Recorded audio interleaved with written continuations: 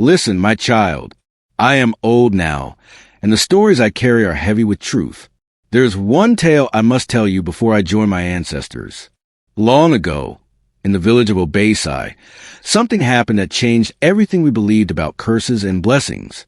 It began during the Great Drought, when the sun burned like angry coals and the sky forgot how to weep.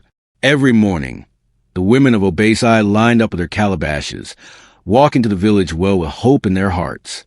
But one morning, everything changed. The women lowered their ropes deeper and deeper. The rope hit something hard. Dust rose from the well's mouth like a ghost escaping. The water was gone. The people gasped. They wailed. The priest declared that the gods had abandoned them. Fear spread faster than wildfire. Mothers clutched their children. Men began to fight over who was cursed, who had angered the spirits. But then, something strange happened. At the edge of the village, where no one dared to look, smoke curled from a small compound. And in that compound, clay jars overflowed with clear, cold water. When the people discovered this, they stared in disbelief. How was this possible? The drought had swallowed everything. They did not know yet, but they would soon discover that beneath one woman's well lay a secret that would divide them all. The woman's name was Nkam. She was a widow, and the village had decided long ago that widows were bad luck. When her husband, Obiora, died years before, the whispers began immediately. Some said the gods had taken him. Others said a curse ran through her blood. Nkam never defended herself. She simply lived quietly at the edge of Obasi, tending her small compound and keeping to herself. People remember that Obiora died strangely. He had fallen into the village well during a sacred drought ritual, the kind of ritual the elders performed when the rain stopped coming. Obiora was fetching water for the ceremony when he slipped. The people pulled him out, but he was already gone, cold, silent. The priest said his death was a sign that someone in the village had angered the gods. And since Nkam was his wife, everyone assumed it was her. Now, years later, Nkam lived alone. No children called her mother. No husband warmed her bed. Her neighbors avoided her compound, believing that speaking to her might bring misfortune. Yet every morning, just as the sun touched the horizon, Nkam woke and went to her well. She knelt on the cold ground and whispered prayers to someone unseen. Her voice was so soft that no one could hear the words, but everyone noticed her lips moving, always moving. Some said she was talking to spirits. Others said she was mad with grief. But Nkam knew the truth. Every morning, she felt a presence near the water, a warmth, a gentle hand on her shoulder. She never saw it, but she felt it with a certainty that lived deeper than sight.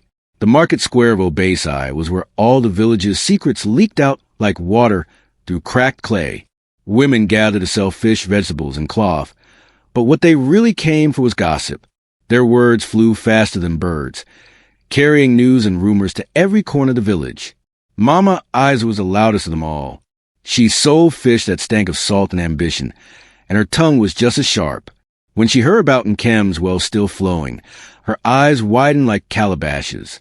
She called all the other market women to gather around her stall. "Do you know what I heard?" Mama Izu announced, her voice booming across the square. "That widow's well has not dried one drop. Not a single drop. While our children cry from thirst, she has endless water." The women leaned in, hungry for more words. "How is this possible?" asked Mama Ijo, who sold vegetables. Mama Isa lowered her voice, though everyone could still hear. "She bathes with spirits, I say. She dances with demons at night. That is the only way her well can flow when the gods have sealed ours." The word spread like poison. By midday, everyone in Obasi was talking about Nkam.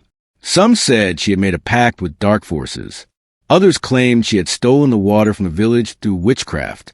Envy began to grow in people's hearts like weeds, choking out any kindness they might have once felt.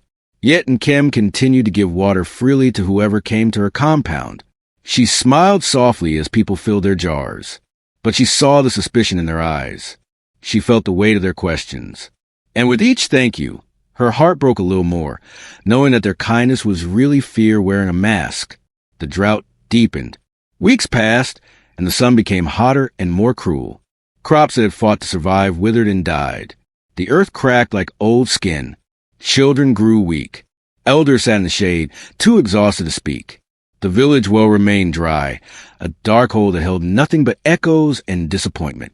The priest, Elder Nduka, was an old man with a face like weathered wood. He had served the gods for over 50 years, and he could feel when something was wrong in the spirit world. He called a meeting of all the elders and the chief. "The gods are angry," he said, his voice trembling. "Someone among us is hiding a forbidden secret. Someone is keeping power that belongs to the spirits alone." The chief, a tall man named Okafor, nodded gravely. "We must find out who it is. The gods demand a sacrifice to restore the rains." Fear gripped the village like a fist. People whispered about who the guilty one might be. Eyes turned in all directions, each person suspicious of their neighbor. But soon, all eyes landed on one place, Kem's compound at the edge of the village. The chief gathered his men and walked her home. And Kem stood at her gate, waiting for them as if she had known they would come. Her hands did not shake, though her heart beat like a trapped bird. "Your well flows when others are dry," the chief said, his voice hard. "Explain this, woman, or face judgment." And Kem opened her mouth to speak, but no words came. What could she say? How could she make them understand? That night, as Nkem knelt by her well in the darkness, something extraordinary happened. A cold wind rose from nowhere, carrying the smell of rain and earth. The water's surface rippled, and in those ripples an image appeared. A man's face, a familiar face. "Obiora." Nkem's breath stopped. Tears flooded her eyes. "Do not fear them," his voice whispered, soft as wind through palm leaves. "What flows here is not water, my beloved. It is love kept alive by sacrifice." Nkem reached toward the water, but her hand only broke the surface into 1,000 tiny mirrors. "I do not understand," she whispered. "How are you here? How is this possible?" Obiora's reflection grew clearer, and she could see his eyes, kind eyes that had always looked at her with tenderness. "When I fell into the well during the ritual, my body died, but my spirit remained. I chose to stay in Kem. I chose to bind myself to this water, to feed our village, to love you beyond death." His voice carried weight and truth. "But you must know what comes with this covenant. You must be strong. Tell me what to do," Nkem pleaded. "Say nothing to them. Do not explain what you do not fully understand yourself." And Nkem, "When envy crosses into blood, the covenant will awaken. Be prepared. The village will soon test not your guilt, but their own hearts." Then his reflection faded, and Nkem was alone again with only the sound of the water and her own desperate prayers. At dawn, drums echoed through Obasi, not the gentle drums of celebration, but harsh drums that meant danger. The chief had ordered every villager to gather in the square immediately. By midday, hundreds of people stood under burning sun, confusion and fear written on their faces. Elder Nduka stood beside the chief, and his expression was grave. His old eyes scanned the crowd, searching for something. "One among us hides power from the gods," the chief announced, his voice carrying across the square. "One among us has stolen the village's life for themselves. Whoever it is must step forward now, or the gods will punish us all." Silence. No one moved.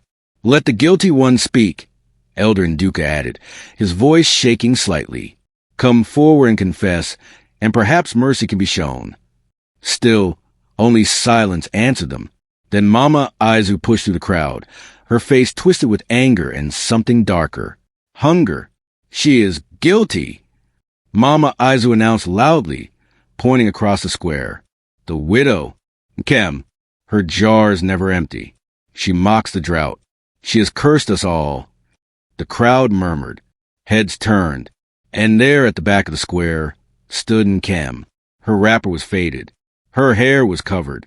She stood alone, as she always did. The chief's eyes found her. "Come," he commanded, and Nkem walked forward slowly. Her feet made no sound on the dusty ground. When she reached the chief, she bowed her head, though her heart thundered in her chest. "Where does your water come from?" the chief demanded, gripping her arm. "Speak, woman." Nkem opened her mouth, But before words had formed, a scream pierced the air. Mama Aizu's son, a strong young man named Chuma, suddenly collapsed to the ground. His body began to shake violently. Foam appeared at his lips. His eyes rolled back until only the whites showed, terrifying and strange. "Witchcraft!" someone screamed. "She has cursed him." The crowd erupted in panic. Women grabbed their children. Men shouted accusations. The chief released Nkem's arm, and she fell backward, nearly knocked down by the chaos around her. Chuma continued to convulse, his body jerking as if invisible hands were twisting him. Mama Aizu rushed her son, cradling him and wailing, "You did this. You cursed my child." She turned Nkem with eyes full of pure hatred. "Witch, spirit woman, I knew it." Nkem tried to approach to help, but Mama Aizu slapped her hand away so hard that Nkem stumbled. "Do not touch him with your cursed fingers." Elder Nduka and several men carried Chuma to his mother's home, where they laid him on a mat. His shaking had stopped, but he lay unconscious, breathing shallowly. The priest sprinkled herbs and chanted prayers, but nothing changed. That night, the village buzzed with certainty. The widow had revealed herself. The widow was a witch. By morning, the decision was made, and Nkem would be brought to trial before the chief. The village demanded justice. Children began to gather around Nkem's well at night, daring each other to look into its darkness. They were not brave, but fear mixed with curiosity made them reckless. They threw pebbles and listened to them splash. They shouted into the well and waited for echoes. Their parents warned them to stay away, but disobedience was irresistible. One boy, a child named Emeka, who was only 10 years old, crept the well alone while the moon was high. He was smaller than the other children and was often bullied. He wanted to be brave. He wanted to be noticed. Emeka leaned over the well's edge and peered into the darkness. At first, he saw only blackness and the reflection of moonlight on water far below. But then his eyes widened. He saw a face in the water. A man's face, looking up at him. The face was pale and glowing, with kind eyes and a gentle smile. Emeka screamed. He ran from the compound, his small legs pumping fast, his heart nearly breaking with fear. He ran all the way to the market square, where people were gathering for evening conversation. When he told them what he had seen, his words tumbled over each other. A spirit lives in her well. A man with glowing eyes. He was looking at me. The news spread instantly. A spirit inhabited Nkem's well. A dead man watched over her. Now the village was certain. Nkem had made a covenant with the dead. She was not just a witch. She was something far more dangerous. She was connected to the spirit world itself. That night, Nkem sat by her well with tears streaming down her face. She whispered into the darkness, "Obiora, they will not understand. They fear what they cannot see." The next evening, when Nkem knelt by her well to pray as she always did, the presence came to her stronger than before. The water glowed faintly, and Obiora's voice was firmer, more urgent than it had been. "Nkem, they must not seal the well," he said, and his tone carried a warning that made her shiver. "If they seal it, their thirst will become eternal. Not just physical thirst, but spiritual thirst. Their souls will wither, and no rain will ever fall on Obasi again." "What do you mean?" Nkem asked, her voice barely audible. "Listen to me carefully," Obiora continued. "When I died, my spirit did not leave. Instead, I chose to merge with the earth beneath the village. I bound my life force to this land, to this well, to you. My sacrifice keeps the water flowing. I am the water, Nkem. I am part of the earth itself now. My love for you and for this village is what sustains everything." Nkem wept at the enormity of this truth. Why must love bring such suffering? Why could we not simply live as husband and wife in peace? Obiora's voice was sad but steady. Because love that feeds others is never understood by those who have not yet learned to truly see. They see only themselves, their needs, their fears. But one day they will understand. And when they do, their shame will teach them more than any words could. "How long must I bear this alone?" Nkem asked desperately. "Until the rains return," he whispered. "But Nkem, do not despair. I am always here." Always. Elder Nduka was troubled. He was old and had served the gods faithfully for decades, and had learned to listen to his dreams, for they often carried messages from the spirit world. One night, a dream came to him that shook his very soul. In the dream, he stood before Nkem's well in darkness. As he watched, the earth beneath began to move. A serpent of water rose in the ground, coiled like rope, glowing with otherworldly light. The serpent's scales were made of flowing liquid, and its eyes held infinite sadness. At its heart, buried deep in the earth, was a human heart, beating slowly, keeping the serpent alive. Nduka woke gasping, his body covered in sweat. He lay awake until sunrise, tried to understand the vision. By morning, he knew he had to speak with Nkem. He went to her compound alone, without telling the chief. When she answered his knock, her face showed surprise and fear, but she let him inside. "I have had a dream," Elder Nduka said without greeting. "I saw a serpent of water beneath your home, guarding a buried heart. I saw suffering and sacrifice." Nkem's face turned pale. "What do you want me to do?" "Confess," he said gently. "Tell the chief and the village the truth before it is too late. Tell them what you know, what you've been hiding. If you confess willingly, perhaps they will show mercy." Nkem shook her head slowly. "What lies beneath the well is not evil, Elder. It is a promise, a covenant born from love. But how can I make them understand love when they only see fear?" Elder Nduka had no answer. He left her compound more confused than when he arrived. The village turned against Nkem completely. People who had once accepted her water now refused to come to her compound. Instead, they whispered insults when she passed. Children who had been shy now threw stones at her gate. Merchants refused to trade with her. Women crossed the street to avoid walking beside her. One afternoon, a group of angry men approached her home carrying sticks and torches. Nkem stood alone at her gate, and she did not try to run or hide. She simply stood there, clutching her cloth to her chest, praying silently. "Witch," they shouted, "give back the water. Release the spirit you have enslaved." Nkem said nothing. She turned her face away and whispered a prayer for them, even as they threw stones that struck her shoulders and arms. She did not cry out. She did not beg them to stop. She simply endured, as she had endured everything else. That night, thunder rolled across the sky, deep, powerful thunder that shook the earth.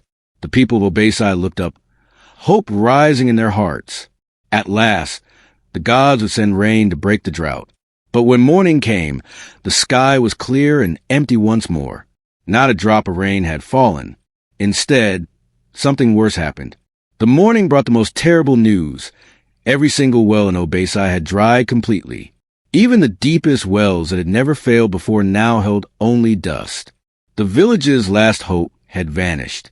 Now, there was no water anywhere except in Nkem's compound. And the people realized they were trapped. They needed her water to survive, but they believed she was cursed. What were they to do? The chief called an emergency meeting of all the elders. They sat in a circle under the shade of the great baobab tree, their faces dark with worry and rage. The chief was furious. The drought had destroyed crops. Children were becoming weak.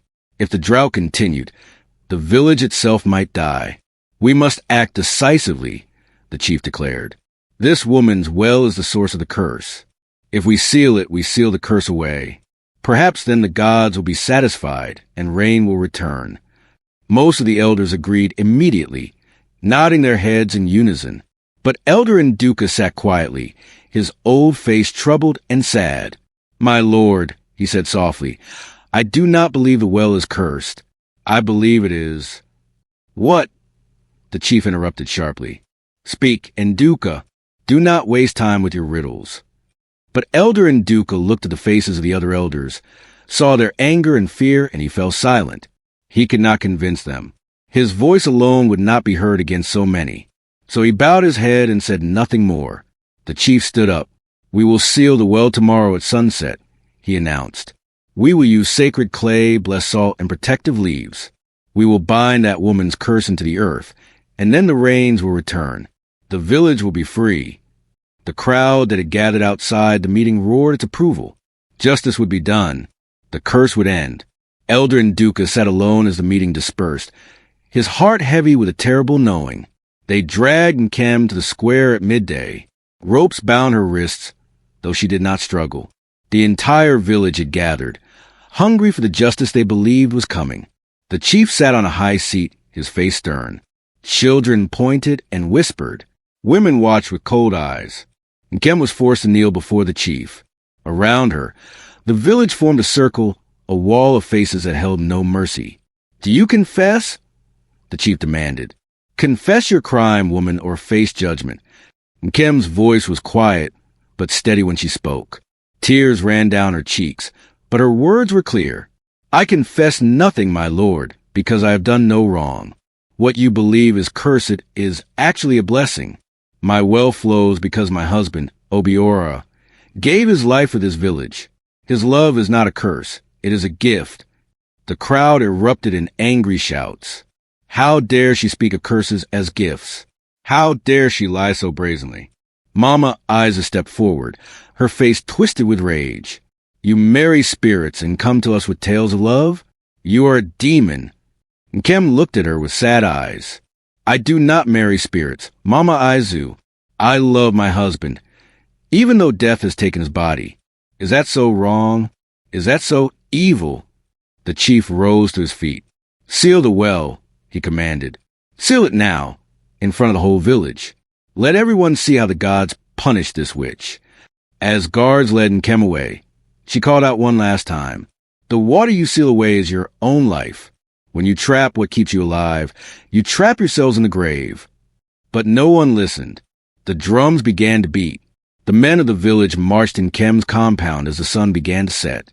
They carried stones, sacred clay, blessed salt, and leaves blessed by the priest. There were dozens of them, perhaps 100. They surrounded the well like an army surrounding an enemy. Nkem was forced to watch from her doorway, her hands bound behind her back. Her face was calm, but inside, she was screaming prayers to Obiora. Elder Nduka stepped forward and began to chant sacred words in the old language. His voice shook as if his spirit was struggling against his lips. The other elders joined him, their voices mixing in an ancient song meant to bind spirits and seal curses. The men began to work. They poured clay into the well, layer after layer. They sprinkled salt that glowed white in the fading sun. They covered everything with blessed leaves and finally, massive stones, until the well's opening was completely buried under a tomb of earth and magic. When the final stone fell into place, something terrible happened. The earth beneath everyone's feet shuddered and groaned. It was a sound of pain, of something dying. The sky, which had been clear all day, suddenly darkened. A cold wind rushed through the village, so violent that it extinguished every torch and cooking fire at once. Darkness fell upon Obasi like a sudden death. People screamed. They ran. Many fell to their knees, terrified that they had angered the gods beyond forgiveness. When the darkness lifted and light returned, the sealed well stood alone in Nkem's compound, looking like a grave. And throughout the village, a terrible silence had fallen, a silence like the silence of death itself. At midnight, Nkem woke to find water seeping through her floor. She gasped and ran outside. In the pale moonlight, she saw something that made her heart stop. The ground around the sealed well was cracking. Water was pushing up through the earth, finding cracks in the rock, determined to break free. The sealed well was shaking, vibrating as if possessed by fury and anguish. A voice, Obiora's voice, echoed from deep beneath the earth, louder and more anguished than it had ever been. "They have buried love alive," the voice cried out. "They have sealed truth beneath lies."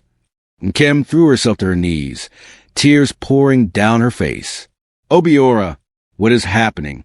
What will they do?"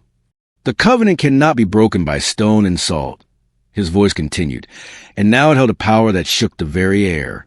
"The covenant was made in blood and love. To seal it is to seal your own fate. They will learn now. They will learn what it means to destroy, what keeps them alive." Lightning split the sky. Thunder crashed so loudly that it seemed the earth itself was breaking, and all around the village, People woke in terror, knowing that something was terribly wrong. The widow's curse, or something far greater than a curse, was awakening. Nkem collapsed on the wet ground, her body shaking with the intensity of the spiritual power that surrounded her. She could feel Obiora's pain, his rage, his love, all mixing together in waves that nearly tore her apart. She held herself and wept, knowing that the village had triggered something it could never control. At dawn, the villagers discovered that the night had brought catastrophe. The seal well had cracked open violently, and water was gushing from the earth like a river born from the soil itself. The flood spread across the village, carrying away everything in its path. Homes began to crumble. The roofs collapsed under the weight of water. Crops were swept away. Animals drowned. People ran screaming, trying to save their children and their possessions, but there was nowhere to run. The water was everywhere. Elder Nduka fell to his knees in the square, watching the destruction unfold. Tears streamed down his old face. "We have angered the spirit of sacrifice," he wailed, his voice breaking with grief and understanding. "We have destroyed what kept us alive. This is not the widow's curse. This is the God's judgment." The chief stood on higher ground, his face pale with shock and horror. He had been so certain that sealing the well would bring salvation. Instead, it had brought destruction. The village he had ruled was drowning before his eyes. Mama Isa ran to her home, desperate to save her family. But the water reached her before she could get inside. She grabbed onto a piece of wood and was swept away by the current, her scream swallowed by the roar of the flood. For hours, the water continued to rise. Then, gradually, the flood began to slow. The earth seemed to be drinking the water down, pulling it back into the ground from which it came. The torrent weakened to a stream, and the stream weakened to a trickle. By midday, the worst was over, but the village was destroyed. Houses were demolished. The market was a pile of ruined cloth and scattered goods. Bodies of animals floated in the remaining pools of water, and in the silence that followed, the people realized they had lost almost everything. Amid the chaos and destruction, something miraculous happened. As the flood began to recede, Nkem walked out her compound. Her wrapper clung to her wet body. Her hair hung loose around her shoulders, and her eyes glowed with a faint, otherworldly light. She walked slowly toward the center of the village, stepping over debris and ruined homes, as if she were walking through a dream. The people stepped back, fear and awe mixing in their expressions. They could see now that Nkem was no ordinary woman. Something divine surrounded her like an invisible cloak. When Nkem reached the sealed well, she stopped. She raised her arms to the sky and called out in a voice that was both her own and something greater. "Obiora," she said softly, "I am ready." The water around the well began to glow with a soft blue light. It spiraled upward, forming a column of glowing liquid that shimmered in the afternoon sun. Nkem stepped into the light, and her body began to dissolve into water, becoming part of the flow. As she disappeared beneath the surface, the glowing column of water collapsed gently back into the well. The ground stopped shaking. The wind stopped blowing. And for a moment, all of nature seemed to hold its breath. The well became perfectly still. The water inside was clear and calm, more beautiful than it had ever been. It glowed faintly with inner light, as if containing something precious and sacred. And the people understood, without words being spoken, that Nkem had not died. She had simply become one with the water, one with Obiora, one with the power that kept the village alive. A silence fell over Obasi, not the silence of death, but the silence of profound realization. The people stood motionless, staring at the well that now held something they could not fully understand. Then, a voice emerged from the water itself. It was deep and echoing, a voice that seemed to come from the earth itself. "You mock what kept you alive," the voice said, and each word carried the weight of truth. "You scorn the love that saved you. Now you shall thirst until you remember her name. You shall hunger until you remember his sacrifice. This is not punishment. This is teaching." The people fell to their knees, overwhelmed by guilt and understanding. They had been wrong. Terribly, catastrophically wrong. The water slowly began to recede. It sank back into the earth, drawn down by an invisible force. The pools that remained became fewer and smaller. Soon, the only water visible in the entire village was in the well. Clear, pure, glowing faintly with that otherworldly light. Then, something unexpected happened. The sky, which had been clear and empty for so long, began to change. Clouds gathered in the distance. Not the violent storm clouds of the flood, but gentle clouds, soft and full of promise. By evening, the first drops of rain began to fall. They were warm and gentle, like tears of forgiveness. The rain continued through the night, light and steady, soaking into the earth. The crops that had withered began to absorb this gift. The cracks in the earth began to close. For the first time in the memory of anyone living, the rain of relief felt like grace. And the people understood, without needing to be told, that this rain came because they were finally beginning to remember what they had forgotten. The widow's name, her sacrifice, her love. Days passed. The rain continued gently. The flood waters had completely disappeared into the earth. The destruction remained, collapsed homes, ruined crops, scattered possessions. But the immediate danger was gone. The village began to assess the damage and think about rebuilding. The chief gathered the survivors in the square. He knelt before the well, and his face was transformed. The arrogance that had marked his features was gone, replaced by humility and sorrow. "We have been blind," he said, his voice hoarse with emotion. "We have been cruel to a woman who gave us life. We sealed away our salvation because we could not see the truth. We deserve whatever punishment the gods send." Mama Isa stood nearby, her clothes torn, her hair matted. Her son Chuma lay beside her, recovered but forever changed by the experience. She wept bitterly. "I accuse her with lies," Mama Isa confessed to the gathered people. "My envy poisoned my tongue. I destroyed an innocent woman to make myself feel powerful. I am ashamed." Elder Nduka approached the well and sprinkled sacred ashes into the water. He chanted prayers in the old language, words of apology and petition for forgiveness. His voice trembled, and tears ran down his weathered face as he spoke the names of all those who had harmed Nkem, asking for her spirit's forgiveness. "Nkem," he called out, his aged voice full of reverence, "forgive us. We know now what you were. We know now what you sacrificed. And we know now what he sacrificed for us." As if in response to his prayer, gentle rain began to fall again. It was warm and soft, like water from a mother's love.